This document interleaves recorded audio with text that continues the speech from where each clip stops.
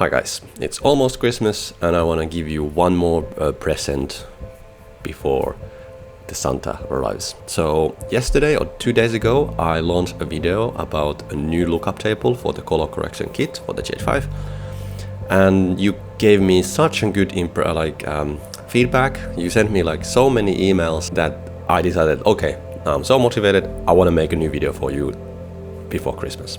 In this video we're going to do a color correction for a short ad that I shot for a Finnish swimwear brand in Indonesia a couple of months ago. And we're gonna do the color correction from beginning to end, and I'm gonna show you how to use Premiere Pro as a professional color grading tool, so that it's easy to do the color corrections and how to get the best out of your material in Premiere Pro. So let's start by looking at the video first, and then let's start with the color grading.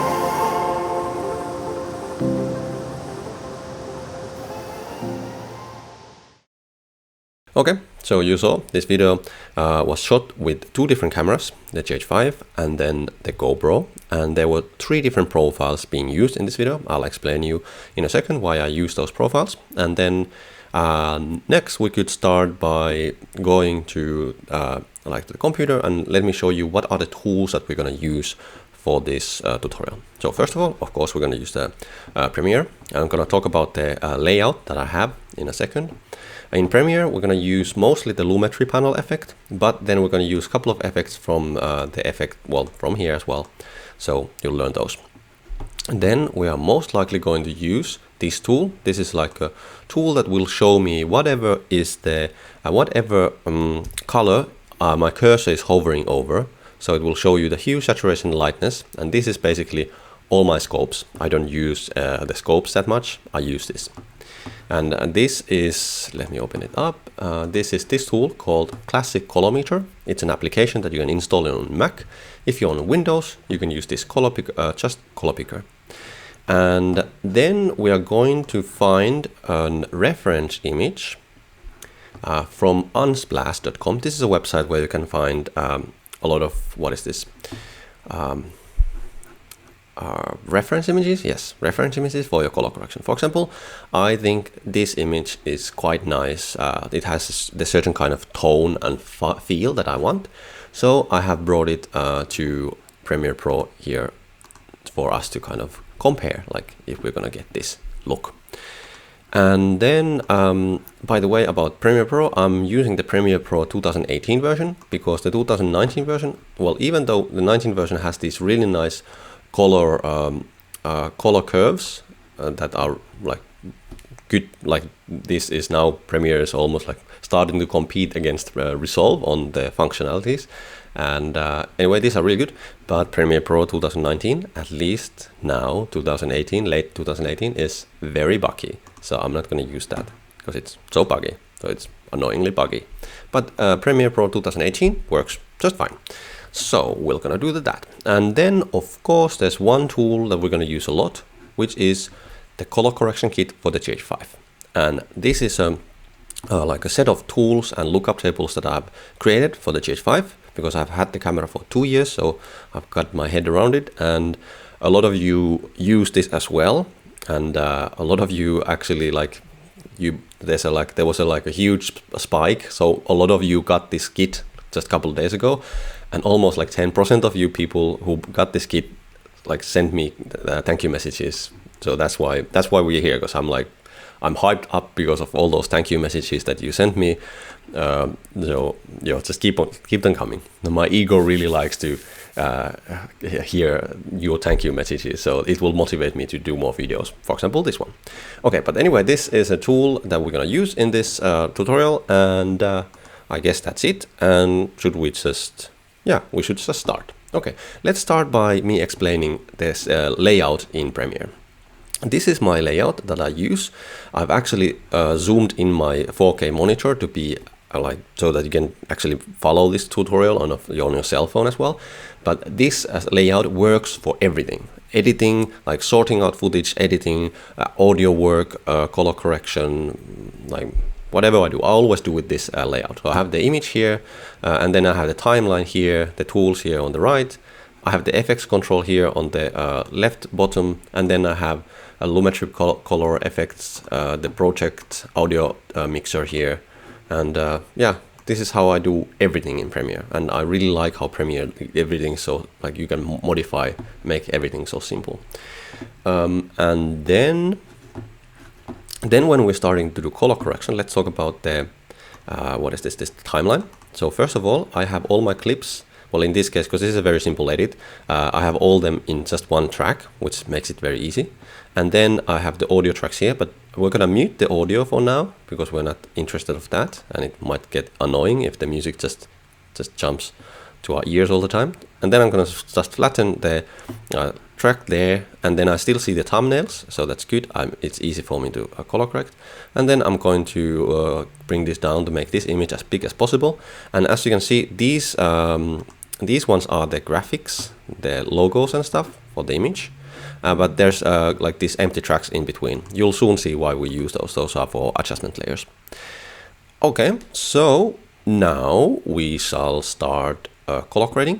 And the first thing that we do is to find a hero shot from our footage. So one clip that is kind of the money shot, or like I don't know, maybe the thumbnail of the video or something, like the one that is most important. And I have chosen this frame to be our hero frame or hero clip, and I have add a marker here, so I can easily go to that hero shot by clicking from here with the these marker tools. If you don't see all these tools that I have here, just click here on the plus icon, and then you can drag them to the toolbar. This is another example of how customizable Premiere Pro is. Anyway, so now we have the hero shot, and then we'll start with the just a very basic color correction. So we're doing color correction, and then we're doing color grading. So first we're gonna start with the color correction, and to do that, I'm just gonna apply an adjustment layer and spread it over everything. And then I'm gonna rename it, because it's a good idea to rename stuff if you're working with other people. So this is going to be vlog conversion. And by the way, this most of the footage is shot in vlog. And then I'll just go to the Lumetri panel and to the creative tab and apply one of the lookup tables from the color correction kit. And in this case, I want to use the new color 1 lookup table, which is kind of designed to give you the most color response from your sensor. And bam, it's very colorful. And actually we're kind of lucky because this just happens to look really good out of the gate. But normally if you apply the LUT, your image might not look good, because for example, if your image is overexposed, or if it's underexposed, or maybe the white balance is off. So with these sliders, because these are now in vlog color space, because we're doing the transformation here in the creative tab, these are actually working in vlog space, and these work so well.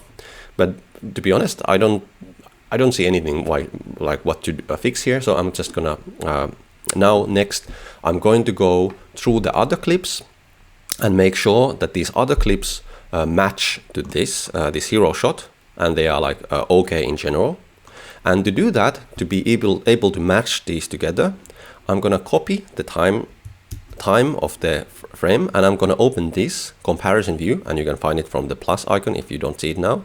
I'm gonna open up the comparison view, and then I'm gonna just paste the timestamp here. So now this is going to be like continue. This is going to show this one frame all the time. And then I'll just go through the sequence and make sure that these match together. And I'm not going to touch the vlog conversion layer. I'm going to touch the individual clips. And this is that this adjustment layer, all these settings that we did, well, actually didn't do, well, this layer and the adjustments that we would do would apply to the whole sequence.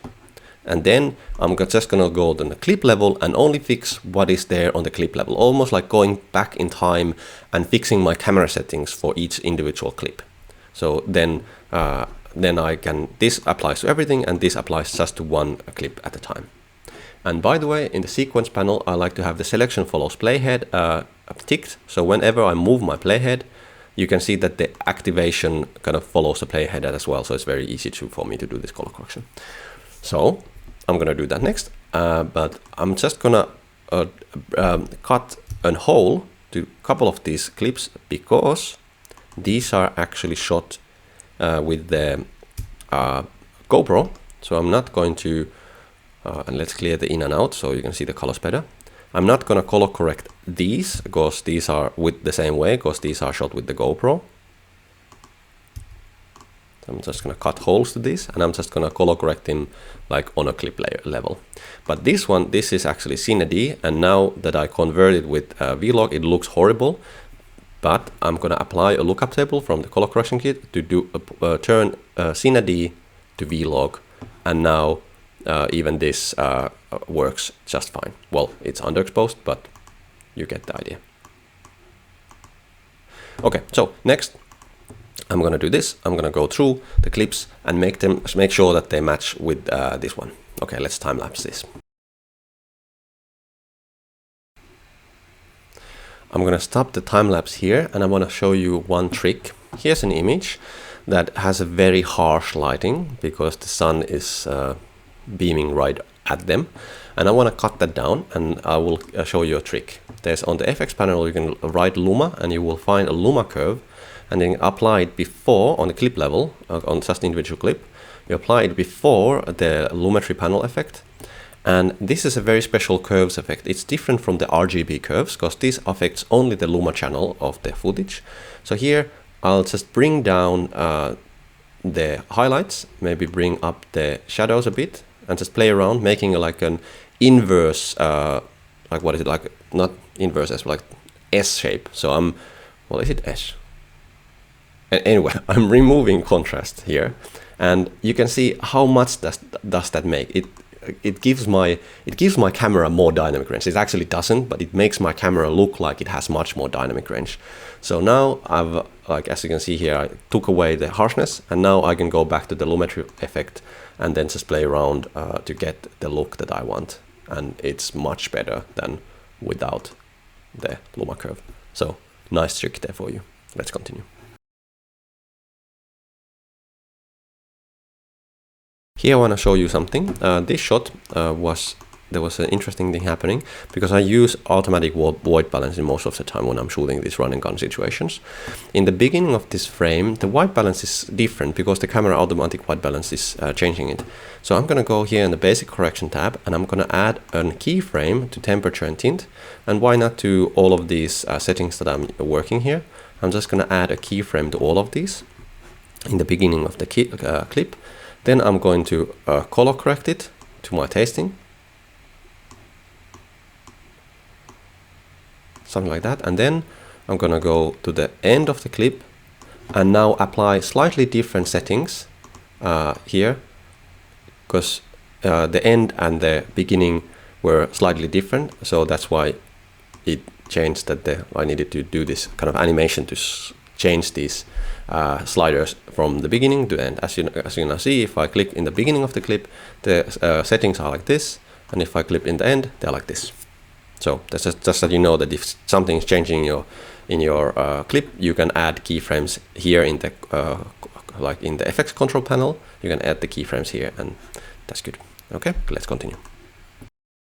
Here I'm doing something. I applied the Luma curve effect to make the image look good and the skin tones look better, but I don't like how it's affecting the waterfall and the water. So I'm gonna add a mask. So I'm just gonna add a mask here And let's see how I'm gonna, well, now it doesn't for some reason. Oh, okay, I need to get out of this comparison view. Okay, now I can see it.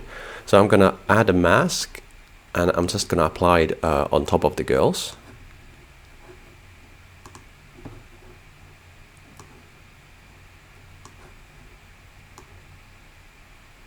And then I need to add a good feathering so it's not visible. So let's boost it up like all the way to 150. So now when I compare it, it's not affecting the waterfall, it's only affecting the girls. So yeah, just that you know that you can use a mask, and then you can actually even animate the masks. If you click here on the this keyframe, you can change the location of the mask by just going to another clip in the frame and then moving the mask accordingly. Like, yeah, and there's actually an like tracking option as well, but in Premiere it's just faster to do it manually. Okay, and then let's do the last clip. Okay, so there we have it. We have now color corrected all the vlog clips. Next I'm gonna go to these GoPro clips, and the GoPro clips, it's slightly different. For the vlog profile, I have created a lookup table that will turn vlog into Cine D clip, this one.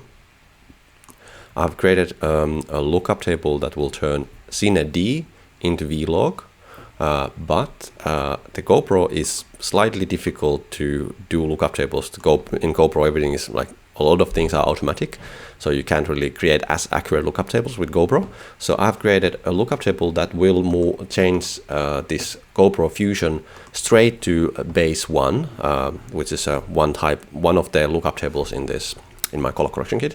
So instead of going to vlog and then from vlog to other profiles, this is going straight from GoPro to Rec 709.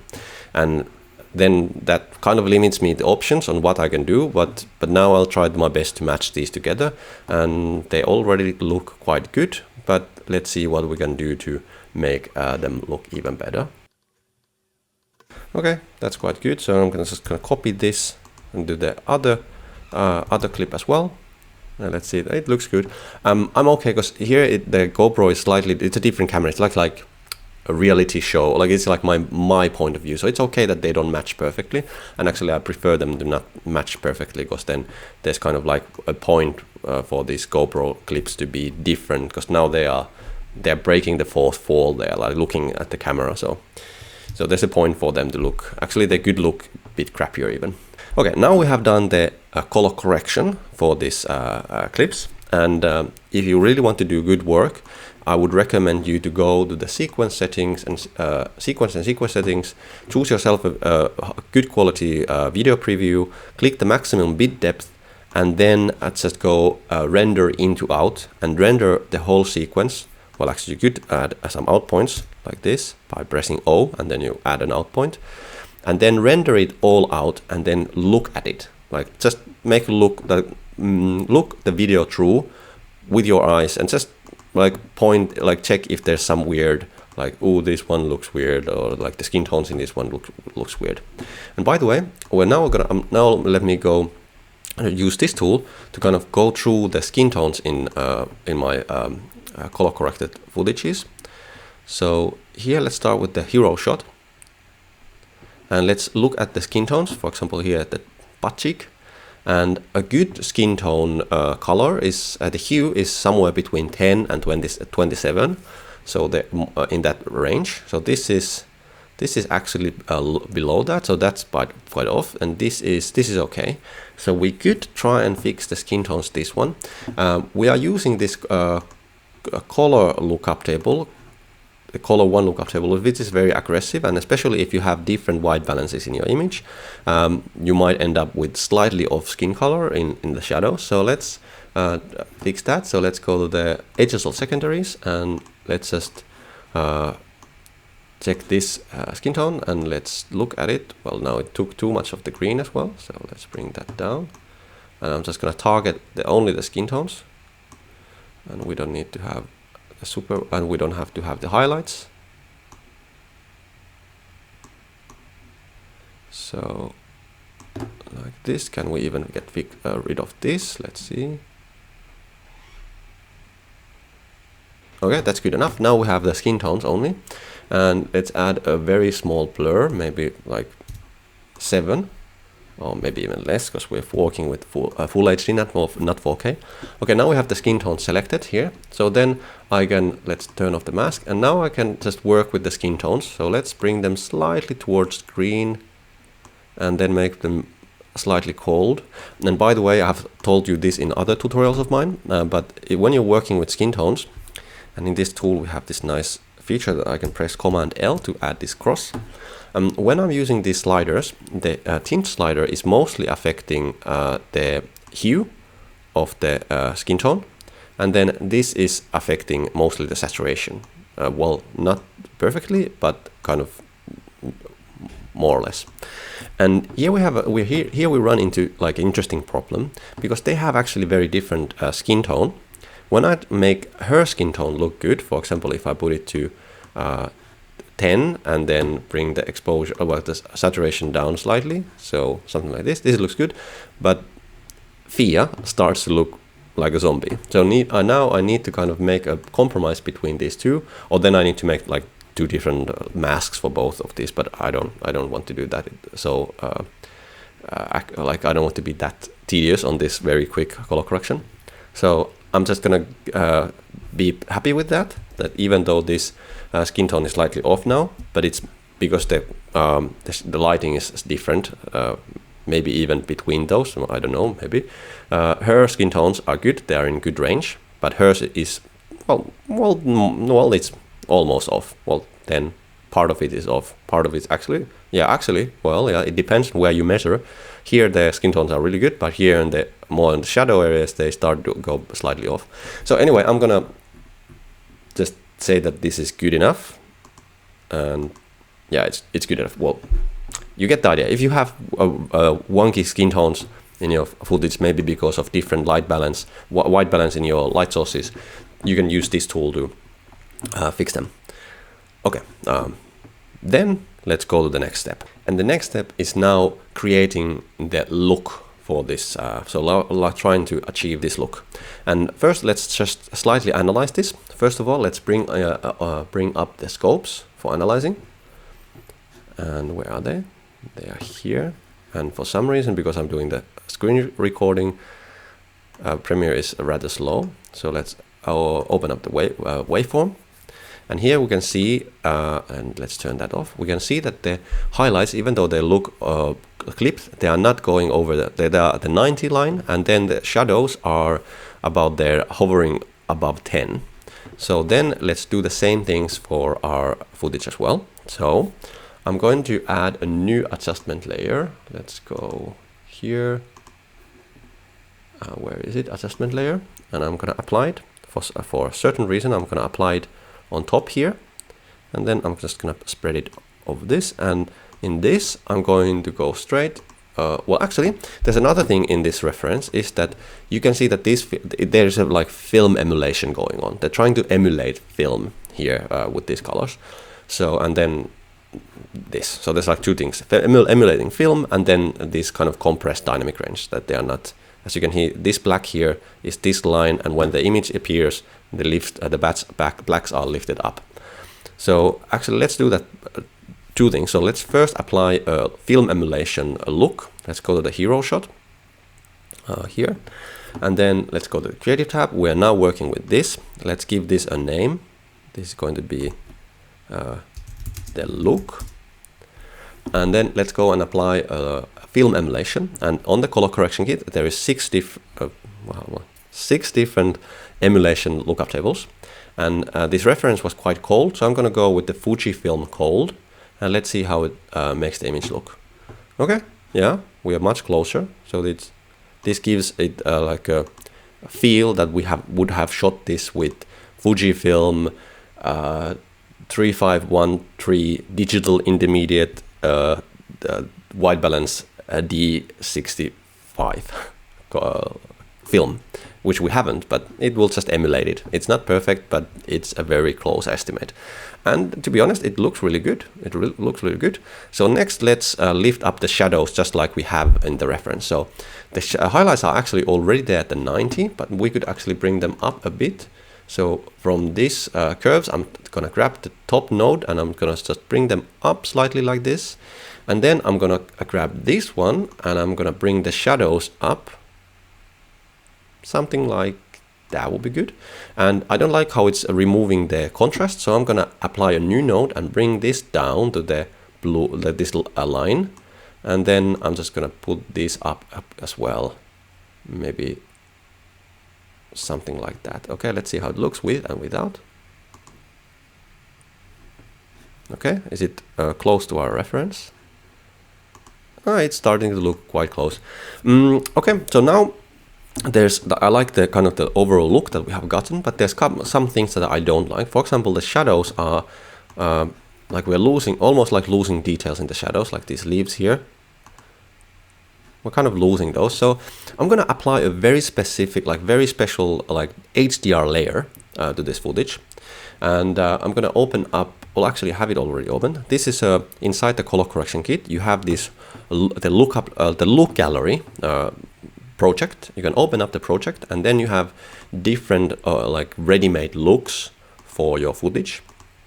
And from here, you have this HDR layer, which is, if I turn it off, is this very special layer that blends the exposures.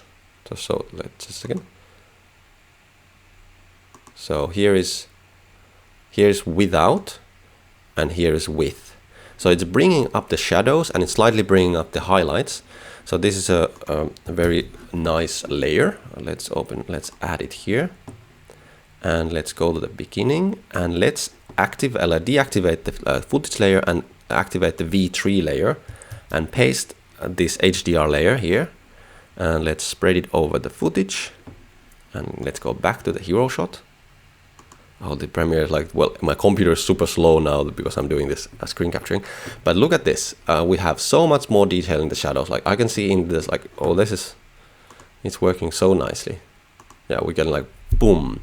It gives a lot of a lot of details in the shadows and brings the highlights slightly down.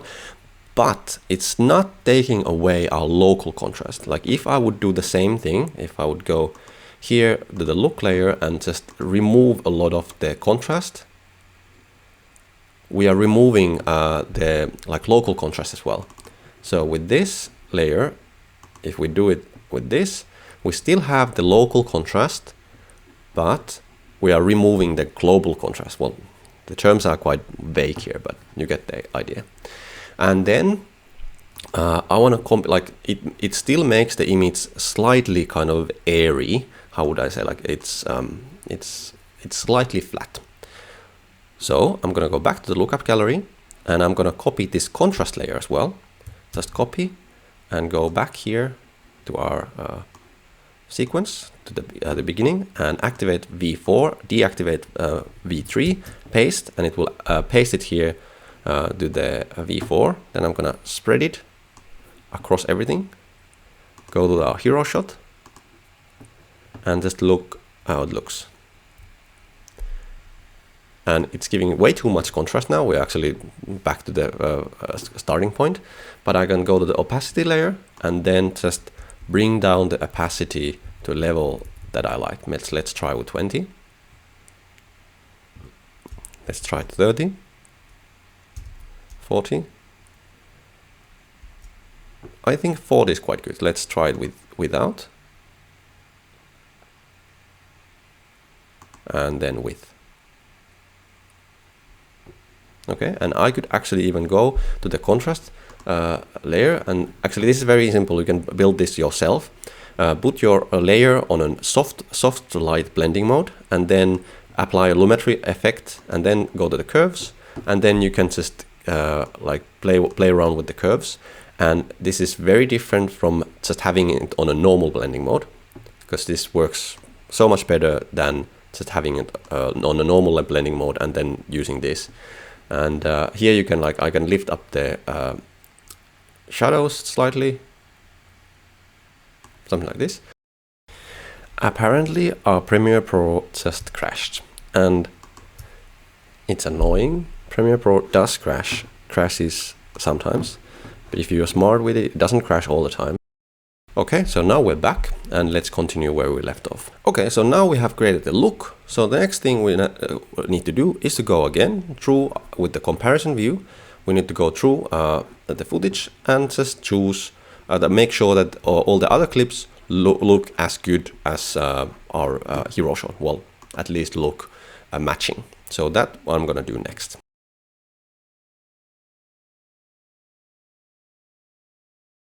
Okay, now I have went through the clips, matching them together, and next I need to set an out point and in point. So I'm gonna add an out point here to the last frame. So I'm gonna just go so that, and let's turn this comparison view off. I'm just gonna go so that I see the last frame, and then I press O to set an out point. And next I'm gonna go and check that the sequence settings are QuickTime and well, a good codec for the previews. And then I'm just gonna press Command R, which is my shortcut for render in and out. And then now the program will render me kind of preview files for this. And then I'll just look a couple times, like make sure that everything looks good in motion. There's no weird noise patterns if you have done some aggressive color corrections, or there's like nothing weird going on with your footage. So then after it's rendered, it's then we can go and do the rest, and then our color grade and color correction is done. Actually, before, let me cancel this. Actually, let's add a very simple but actually quite powerful trick. Let's add a crop effect, and well, first let's add a new adjustment layer. So let's go here and adjust a new adjustment layer on top of this, and I'm gonna show you a very simple, very stupid trick that will make your footage look much more cinematic. This is, I guess you already know this, but let's do it anyway because it's so cool.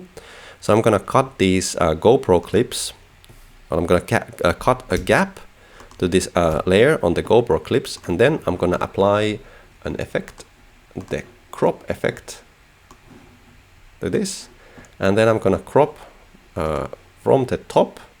I'm gonna crop 12%, and from the bottom I'm gonna crop 12%, and it will give us these kind of fake cinematic letterboxes. We are not shooting on an anamorphic lens, so these are fake, but they still look, our image look better. And now we have a nice kind of like a difference between the GoPro clips and these kind of cinematic clips. But now I need to go and make sure that all of these clips are aligned nicely, so I'll bring some of them up and maybe bring some of them down. Okay, that's done. And the last thing I want to do, I want to add a layer of grain. And I have this layer of grain. This is just film grain on a gray background. And when I apply this on top of the footage, I will just stack it up like this. Inside the download vault, if you join my Facebook group or my Facebook Messenger bot or my email list, you can access the download vault. And inside the download vault, you find this similar kind of grain, just 1 second. But then you just stack it up against each other, just like this, to get as much of the grain as you want. And you'll save a lot of money, because somewhere online you need to pay up to $1,000, well, no, not $100 for this kind of grain, and I think it's ridiculous. So I'm just gonna give it for you for free, because you can create this in After Effects. It takes some time, it's a slow process, but after you've done it once, it's good. Okay, anyway, now our image looks very weird, and we notice that we have our crop layer on top of the grain layer that allows us to crop the grain layer as well. Anyway, and now I'm gonna put it on overlay blending mode, and then I'm gonna just copy the opacity to all of these layers. And now if we go to our hero shot and zoom in, where's our hero shot there, and we zoom in all the way to 400, and let's let the slow computer catch up. Now you can see that this nice grain, and if I turn it off, we don't have that grain. And that grain gives, well, it gives an illusion of more detail and a subliminal feeling of film. Okay, so next I'm just gonna render this whole sequence out, and I'm gonna go through it and just see all the colors in motion and do like small individual tweaking. And in this part it's actually a good idea to kind of take some distance from your work, go for lunch, and when you come back, your kind of color vision is refreshed, and you'll see all the small mistakes that you did along the way. Next, I'm just gonna go and, by the way, I have the the working area now set so that the last frame is, I press O on the last frame, and now I'm gonna go and export media, and I'm gonna try the new technology, the WebM codec that YouTube supports, because I have a theory that you get much better colors with the WebM codec when you upload to YouTube. Actually, I'm gonna do a video in the near future, where I'm gonna test like ProRes, WebM, H.265 and H.264 codecs and see which one of them is the best for getting the best color on YouTube. But now I'm just gonna try the WebM, and I will, well, it's not, you need to get that from online. But anyway, I'm just gonna match the source. And then a very important thing here is that I'm gonna use the previews, because we already rendered the proxy files, the preview files to ProRes, so it's a high quality render. So then I can just export this. WebM is damn slow of a codec to encode in, but let's see how long it takes. Anyway, I don't want to wait. I'll just add the text here, how long it took to render this to WebM codec. And then here in the corner, you can go and check if you can see a difference between the video in beginning of this video, which was in uploaded as H.264, and then this one that you can check the link there that was uploaded as the WebM codec. So then you can compare was there actually a difference between these colors. And then the last thing that I recommend, if you want to learn more about color correction, there's a link below where you can get the color correction kit that we used in this tutorial. And from this link you can find these comparisons where you can go and see how these different tools inside the color correction kit, how they work. With these sliders you can see the before and after. And then from this page you can get the kit, and then you can join the free mini course on color correction as well. And I'll recommend joining the list, the course, because then you get a really nice discount if it's still 2018, because there's a sale going on for the color correction kit. So if you're lucky and you're seeing this before New Year's, go and get it. Join the course to get the steep discount from this kit. And yeah, that's about it. I hope at least some of you are still here in the end. I don't know how long this tutorial is gonna be. At least half an hour, hopefully not an hour. But anyway, it was nice seeing you, and happy Christmas, and well, Merry Christmas and Happy New Year. Okay, bye. And subscribe to the channel. Bye.